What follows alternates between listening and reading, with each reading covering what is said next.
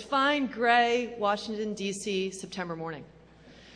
Welcome to Tech at State, you guys. Thank you so much for making the trek in here early in the morning. My name is Suzanne Hall. I work for the State Department. I'm in the Bureau of Educational and Cultural Affairs as Senior Advisor for Innovation. Great pleasure for me to be your weather girl today. We're here to kind of kick off the day. The e-diplomacy office at the State Department has been the main ones pulling this together, so I definitely want to give a shout out to Tim Hayes, who you guys will see running around over the course of the day. So you guys know the drill. Today we're going to be talking about data visualization. Thrilled to have a number of really interesting speakers, panelists, and others participating. We really look forward to these being extremely interactive events. So want you guys to, especially in the breakout sessions later, really share your thoughts and ideas. We're also live streaming, so hello to the online audience, and thank you to Matt Wally for doing that. For those of you who will be tweeting, we highly encourage that. The hashtag is Tech at State, and so we'll be looking for your shout-outs. Everybody on Wi-Fi? Everybody been able to log on? More or less? Okay. For those of you who have not yet, there are cards outside with the sign-on, so please grab one of those. We'll have a coffee break later, so as you're falling asleep, we will recaffeinate you. And so we do have, those planned over the course of the day. Let me first thank a number of sponsors who have helped pull this together with us, and we're extremely grateful for. First, Development Gateway, Aid Data, Global Facility for Disaster Reduction and Recovery, Fitzgerald Analytics, Esri, MetroStar, Microsoft, and last but not least, the Kennedy Center, who have given us this tremendous space, which I think is a great kind of not only way to get out of the George Marshall Center at the State Department for once in our lives and have some connectivity, but also a fantastic partner when we think about data visualization as really sort of, in a sense, the performing arts put into 2.0. So we're excited that they were partners with us on this and allowed us to use their space. Without further ado, let me please introduce our first speaker of the day. We're very excited to have Assistant Secretary of State Kerri Ann Jones with us. Dr. Kerri Ann Jones was sworn in as Assistant Secretary of State for Oceans and International Environmental and Scientific Affairs on August 20th, 2009. Previously, Dr. Jones served as Director of the National Science Foundation's Office of International Science and Engineering, Associate Director at the White House Office of Science and Technology Policy, and various other positions in the private and public space in the science and technology sphere. So without further ado, Dr. Jones.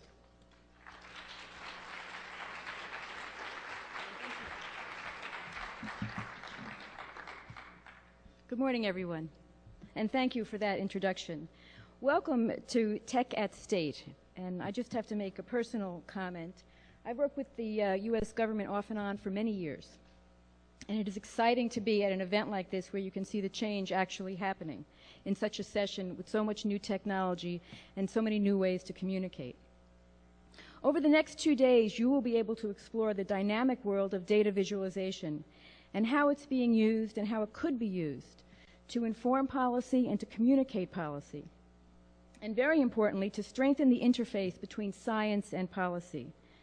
There is absolutely no question that data visualization is a powerful tool. We live in exciting times for the dissemination of information and data. New technologies, new ideas, lines of communication allow us to make knowledge more accessible and easier for professionals to digest and use in their work. At the same time, we need these new technologies to enable us to manage rapidly increasing volumes of data. The State Department has traditionally relied upon written and spoken narratives, but we will benefit going forward from a much richer toolkit of informed decision-making and to communicate our new positions and policies. The technologies available now mean that we can reach new audiences and build relationships between communities around and across the world. They will also allow us to gather, analyze, and use data in new and exciting ways. They will allow us to communicate our information to wider audiences and to solicit feedback from them.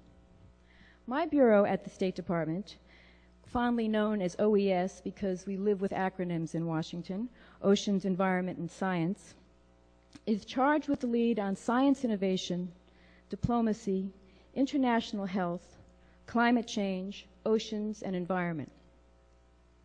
Part of our job is to use the best science available to inform our decision-making, to make that science accessible to decision makers around the world, and to do our best to arrive at informed decisions. Now, from the perspective of a scientist, it is important to be able to present data and findings to public audiences and to our peers. Pictures and charts are, of course, what have always been a very big help. But now, data visualization brings a whole new level to this presentation. Data visualization is being used effectively in so many arenas already. It is being used in disaster response and coordination, strengthening the ability of communities to respond. It is helping information become more transparent and accessible to society in general. It is allowing donors to see how their money is being used in projects, ranging from disaster relief to climate change. Data visualization shows progress being made. It shows the bumps along the road, and it shows whether or not pledges are being fulfilled. Today, there are 5 billion handsets on the planet, and with them, unprecedented access to information. This access has had a great effect, particularly in the developing world, where it is transforming societies. The explosion of technology has changed the way we at the State Department engage the world. Secretary Clinton has made it a priority to embrace these new tools in our 21st century statecraft. These tools are allowing us to better engage the world around us, while also allowing American citizens to interact and engage with their governments like never before. At the State Department and at USAID, we are employing data visualization to present information on many agency initiatives. For example, the public can go to foreignassistance.gov and can actually see how much foreign aid money is being pledged for the next fiscal year. This information is presented online in a user-friendly way and with a very engaging map. It's a simple yet effective idea that allows us to be more transparent and accessible to U.S. taxpayers, much more accessible to the public. We are also using it to track trends in human rights violations and in our public diplomacy efforts. Data visualization is helping to provide clarity and focus in an age where the amount of information available can be often overwhelming. We are also continuing to make progress in the operational use of geospatial information science and technologies for both internal and external communication. This includes the use of digital maps, satellite images, geographic information systems, GPS data, and web-based mapping tools. Two examples of this are the well-established Humanitarian Information Unit in State's Bureau of Intelligence and Research, and the newly established Geospatial Geographic Information Systems Center at USAID. These centers conduct analysis of georeferenced data and information and produce maps and reports that improve the way we communicate internally between offices and bureaus, as well as externally in the work we do with our international partners. The Famine Early Warning System, known as FuseNet, integrates the diverse sets of data, such as weather and climate data, with economic and market trends to predict the potential for famine, and thereby extend the time available to prepare and mitigate the impacts.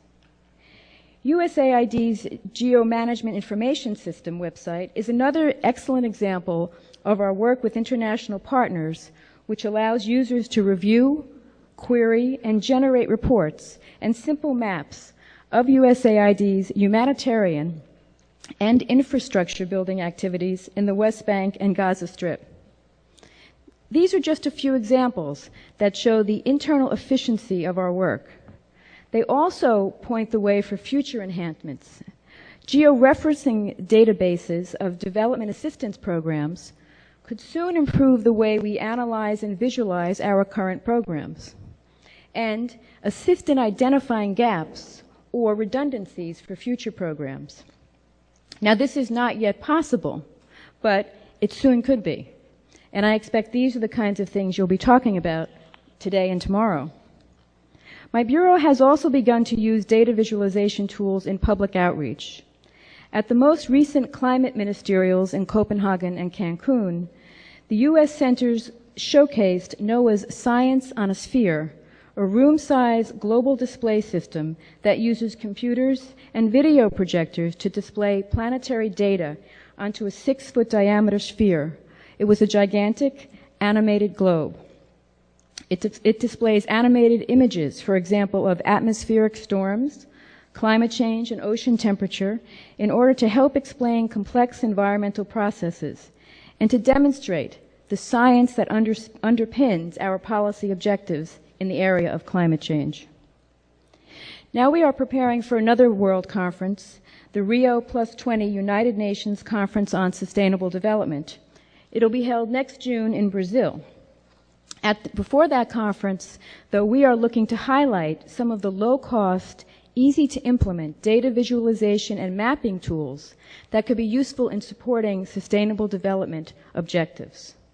These would help advance sustainable development and also help to adapt to the effects of natural disasters. While these tools and trends are extremely useful in what we do, there is work to be done to ensure that we realize the benefits and at the same time protect access, data integrity, intellectual property, and privacy. We must continue to work through groups such as the Group on Earth Observations and others to ensure that the standards by which we exchange and share data are the right ones. By this I mean that the data we rely on for weather forecasting, for example, is shared freely and openly and in real time, but without compromising national interests. Different standards would be required for proprietary data, but with the same aspirations to share and ensure the best science and informed decision-making. Further, we must encourage collaboration and connectivity to ensure that data visualized are accurate, digestible, and accessible to all of our audiences. At the same time, we must find ways to organize the vast amount of data collected, analyze it, and share it to help us in our work. This will allow us new perspectives through which to view the challenges we face as we advance our objectives in development, disaster relief, and policy development. I hope you enjoy the next 2 days. You are here because you are passionate about what you do. These Tech at State events showcase how we continue to lean forward to meet the challenges that will face us in the future. Diplomacy and development continue to be major challenges, important challenges, and all of these new technologies are such important tools for us to integrate into those activities. I look forward to seeing the work that this collaboration produces and to helping you implement your ideas. Thank you very much.